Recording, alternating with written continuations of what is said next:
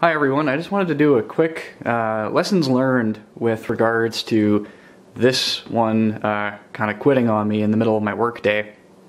And as much as it was inconvenient, there were a couple of steps that I had taken in the eventuality that I would have a phone failure, and I wanted to let you know that it worked really well actually, and I wanted to pass these steps on to you. So if you own an Android phone, or you're thinking about getting another Android phone, or pretty much if you have anything to do with this platform, there are 4 major things that I strongly recommend that you do. So if you do have a complete failure of your phone, the damage that you take is minimal. And when I talk about complete failure, I mean you cannot access the bootloader. So that's what happened to the G4, hardware failure. And to make matters worse, it's a Canadian model that pretty much had the bootloader locked out, so it was pretty much impossible without physically replacing hardware to fix this issue. That being said, pretty much every other phone I've had that's Android, I've been able to access the bootloader, so that might be a moot point. However, if you have a hardware failure, or if you cannot access the bootloader because you're in a country like Canada where some phones have restricted bootloaders because they just love us that much, here are 4 things that you can do. The first one is kind of an obvious one, and you might not think it's a big deal, but to have a Google Play account. It keeps track of what apps you have installed on your phone, and when you go to log into your Google account on a new phone, it will actually automatically download your apps as well as your wallpaper, I found out, which was kind of cool. I didn't have to worry about that.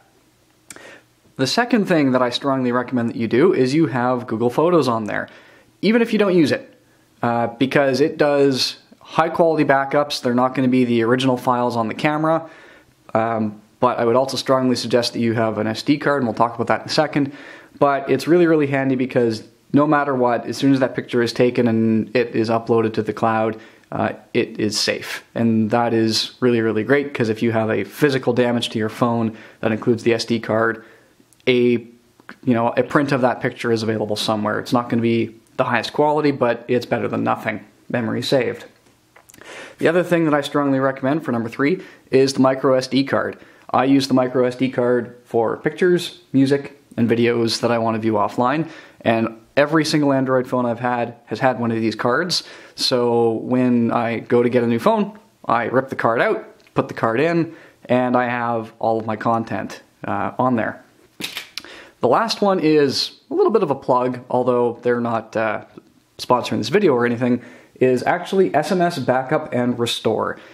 This backs up all of your texts and your contacts, and this was the lifesaver.